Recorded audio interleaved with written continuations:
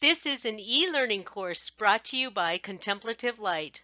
We are a community of spiritual teachers and writers, graciously offering our insight, experience, and most importantly, our love.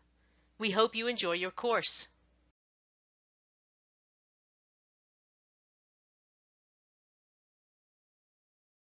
Hey, and welcome to the module on Therese of Lisieux, who is one of the most popular saints, if not one of the most popular saints of all time, next to probably St. Francis of Assisi.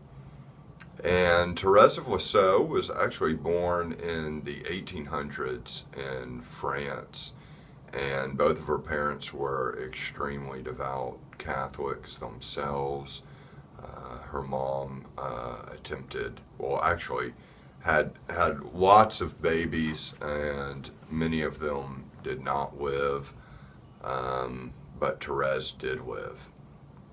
Now, when Therese was 4.5 years old, she had her mom died, and even from a very young age, Therese was showing a lot of really intense emotionality and sensitivity, and even later in life, she would often write about her childhood. It was as if she remembered it very vividly, uh, compared to how a lot of people remember their childhoods, or don't remember them for that matter.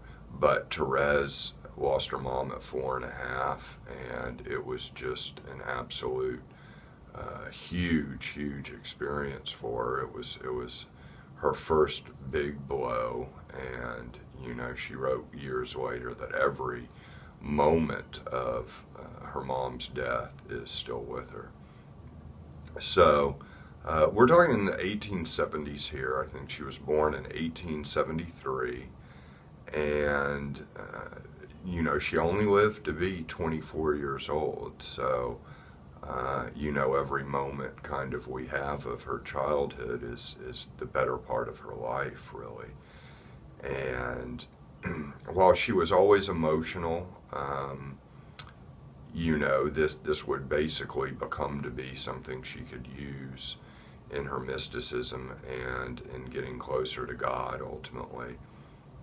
But it was a problem, or at least it appeared to her a problem living in the world with that level of sensitivity. She was often bullied at school, and certain events with her family would really be difficult for her and set her off. And her older sister Pauline entered the monastery when Therese was only 9, I believe, and that was just this very dramatic, sorrowful time as well for Therese. So she was one of these very emotional kids. She didn't like school. She said her time spent at school was absolutely the worst years of her life. Her school years were. But of course, back then you could enter the monastery at a young age, and as a teenager. So she wanted to get in there as quick as she could. I think she felt called to it for a while. Her first visions were again at a young age, and she saw the Virgin Mary appear to her, and the Virgin Mary smiled to her, and she ended up, I think her sister was in the monastery at that time, so she ended up talking to some of the Carmelites. It was the monastery that her sister was at, and so she ended up talking to some of the Carmelites, and they kind of started questioning her. And, was this a real vision? Are you sure you're not making it up? And that really messed with her head. And, it took her a long time to kind of wrap her mind around that, because to her the experience was very real. But the fact that it had been questioned by people in this authority position, whose authority she respected, but again, she was just a child, so she didn't really know quite what to make of that. The vision was real for her. They didn't believe her. Then she felt like she had done something wrong, but then she knew she really hadn't done anything wrong because she really was just telling the truth. And the experience was really beautiful, but now, maybe it wasn't so beautiful because now it's turned into this thing where, she's getting questioned and made to feel like her experience was invalid and, going all sorts of back and forth in her mind and heart about everything that happened with that. And that was kind of the beginning of what they call scruples, which is just this obsessive, intense guilt of a moral nature. St. Ignatius of Loyola also had some issues with this, as I'm sure probably many Catholics do today as well, but St. Therese had issues with that the rest of her life, all sorts of feelings of guilt and wondering if she was doing the right thing. And when she eventually entered the monastery, her spiritual director convinced her that she hadn't committed a mortal sin, and she was glad for that, but she kind of still felt like he was a little too easy on her. So she definitely had just a keen sense of wanting to do the right thing and always feeling like she fell short. However, I think the advantage of someone like Therese was she was able to sublimate or really just kind of transform that propensity into something that could work for her by, letting that be a sign of her own humility, that she could then turn to Jesus and say, look, I'm not going to go through all the contemplative life and get to the highest heavens of my own merit, because I've obviously got some major things wrong with me, so I'm just going to trust Jesus for it all. And in a sense, that kind of became the essence of her teaching, to just trust Jesus completely, even when it involved intense suffering.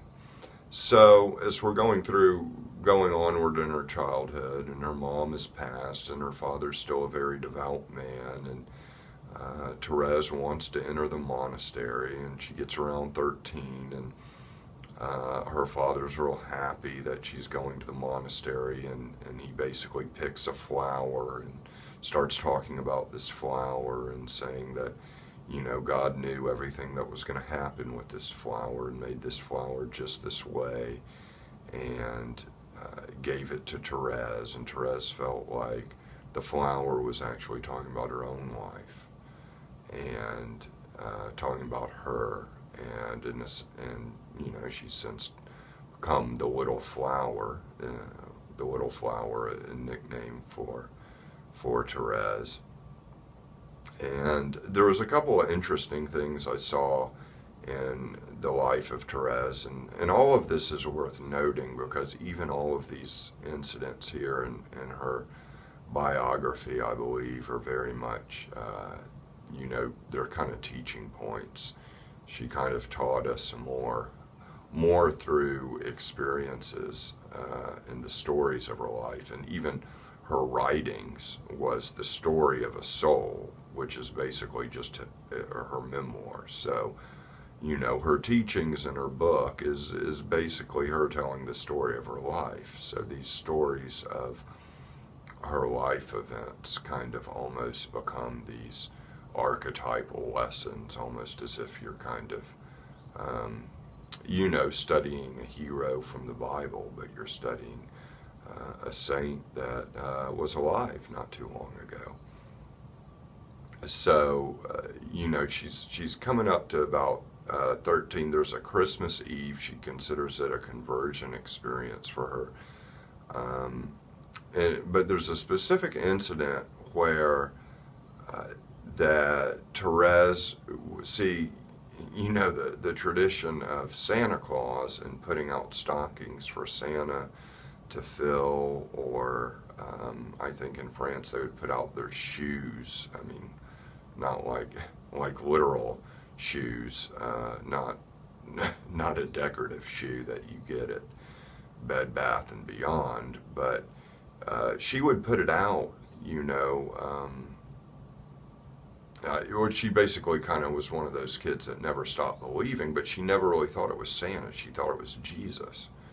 So she'd still put out her shoes thinking Jesus is going to fill my shoes with gifts. And she was on the stairs that evening, and her dad was in the living room just I guess worried, maybe because he didn't have any gifts to put in the shoes, and he didn't really think Jesus was going to, drop candy in there, and so he was kind of worried about the whole thing, and was just wondering, man, when is she ever going to outgrow this? She's just holding on to these things in these kind of fantasies, and Therese basically felt like, it hit her in a way where she wanted to just go talk to her dad and convince her dad that it was going to be all right, or convince her dad that she wasn't crazy, or say, Dad, how come you don't believe? What's your problem? And all the different kind of emotional hysterics she could get into. And she was prone to that. But this time she stopped herself. And she's just, I'm just going to let it be. I'm not going to cave into this kind of hypersensitive impulse. I'm just going to let it be. Dad's worrying downstairs about the stockings and Jesus and if I'm ever going to grow up. I'm just going to let it be. And that seemed to be a big turning point for her, because it was almost as if after then, anyway, she just basically started embracing suffering, because part of embracing suffering, I think, is being able to move away from things that there's really no resolution to. And it causes pain, but there's no resolution but to just feel and embrace the pain. And it's kind of like that's what she did in that moment. And then as she entered the monastery,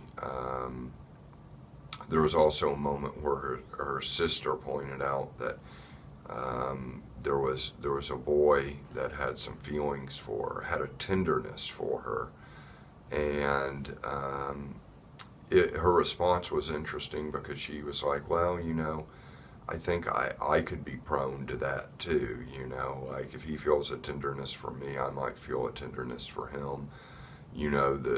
The way others are kind of vulnerable to the passions, I could see myself being that way as well. So she kind of saw a glimpse, and well, if I lived in the world and I was out there, encountering all sorts of different situations, I could really get into some trouble with some of these things. She kind of saw all the possible bad habits she could get into kind of open up before her, and she's like, I better get to the monastery quick. So she went into the monastery and continued to live there until she was 24. She died of tuberculosis. She had a lot of suffering before her death, and I mean physical pain, as well as the emotional pain that comes with the spiritual journey, and confronting our deepest self underneath all the layers of character defects and sins that are put in the way between us and God. And one of my favorite quotes, and I'll read it here, and this is kind of a hallmark quote for Therese of Lisieux, if you will, and because I'll often talk about the little way, the little way of Therese of Lisieux, and this is where it comes from. She says, I will seek out a means of getting to heaven by a little way, very short and very straight, a little way that is wholly new. We live in an age of inventions. Nowadays the rich need not trouble to climb the stairs. They have elevators instead. I mean to find an elevator by which I may be related unto God, for I am too tiny to climb the steep stairway of perfections. Thine arms then, O Jesus, are the elevators which must raise me up, even unto heaven. To get here I need not glory. On the contrary, I must remain little. I must become still less. So, Therese, instead of trusting her own devices, as is so often the case, not just in this society of trying to be successful and trying to achieve, but also in the spiritual life, it's so tempting to think it's going to be our own devices that can get us there. And then we, get into contemplative spirituality and mysticism and silence, and we think, oh, we've moved all, past all that. Now it's about letting go. But then it becomes, oh, how well can we let go? And I think Therese would say to that, well, she didn't trust herself even to let go. She just kind of basically put it all on Jesus. Jesus will take me up, the ladder of perfection. We talk at Contemplative Light about the stages, and there's the ancient stages of purgation, illumination, divine union. Therese just trusted Jesus to carry her the whole way through all that. She wasn't trying to, work on her prayer game or anything like that. She just said, there's just no way I can get there myself of my own devices. Maybe some can, maybe some were very ascetic and very disciplined. I'm not. I just have to trust Jesus. And she completely just embraced, all the pains that came. And then later in life, as she began to suffer from physical illnesses, she embraced that as well. And the priest at the end of her life said, I cannot believe that someone could actually suffer this much. So, kind of like Julian of Norwich and so many other mystics as well, Therese of Lisieux used physical suffering as an opportunity for surrender. To go ahead and surrender and embrace the physical pain as a means of transcending the physical and transcending the inner pain as well. That's certainly the way of the cross, and if there's a saint that did that better than any of them, I think it's Therese of Lisieux. Her way was just basically throwing herself on the cross and just literally going through her own crucifixion. And with some, we may think that surrendering to our own pain is, to call it a crucifixion might be a little too dramatic. But Therese of Lisieux is one of those ones where it's probably not too dramatic, not over dramatic. I mean, she literally suffered a tremendous amount. So as far as looking at the takeaway of Therese of Lisieux in her life, certainly there is embracing suffering as a means of transcendence, and certainly there is the little way to, not leaving it to yourself, but trusting God, that ultimately everything is grace. It's nothing you're really going to do by yourself. And she seemed to realize that early on, and just completely surrender to it early on. And I think that was really what enabled her to, to become what she did. Because she didn't trust herself. She just turned it all over completely.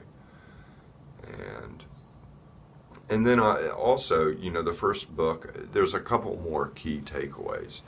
And one of them is the first book I ever read about Therese of Lisieux was had the phrase spiritual childhood in it. And spiritual childhood is a beautiful thing. And I think there's something definitely about, well, let me put it like this. What spiritual childhood means to me, and maybe it may mean the same to you, is that just like children just kind of accept everything and just be, as a given, and seem to almost accept everything as okay. They're not like questioning necessarily, like, should this be different? Should this be different? They're not necessarily getting caught in all the same resistances and mental complications that so many of us adults do.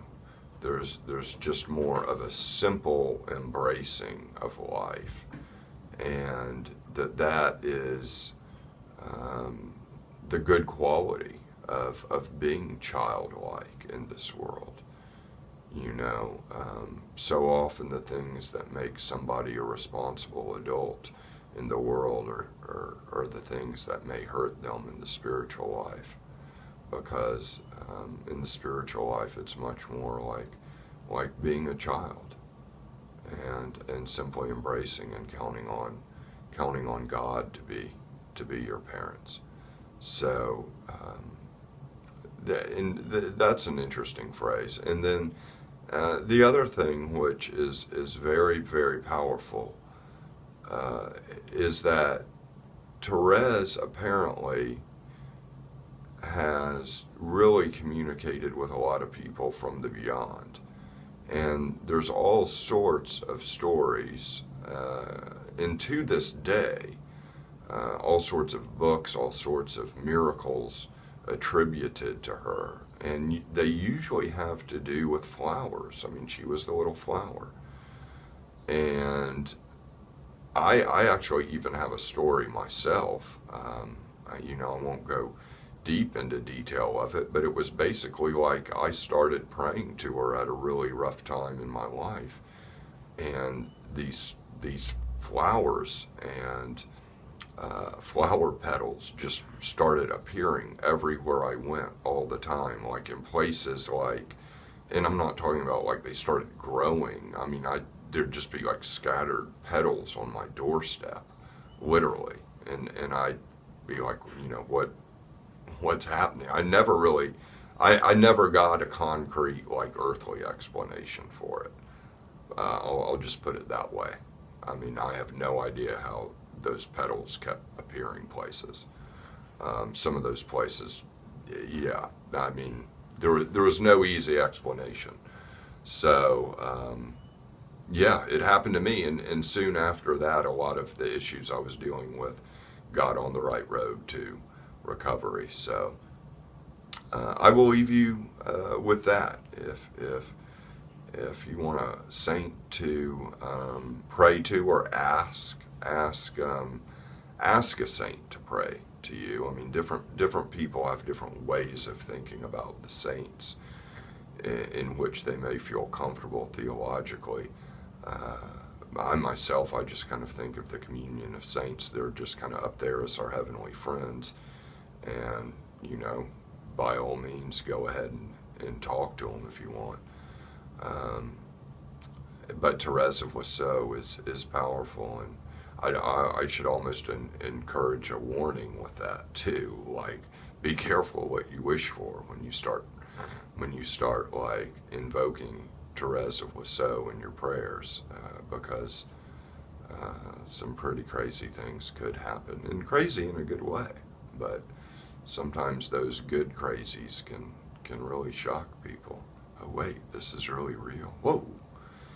So anyways, there's a lot of rich information on Therese of Lisieux, and there's more reading that you could do and go through some of her writings, and also some of the writings of people about her are very good, I found as well.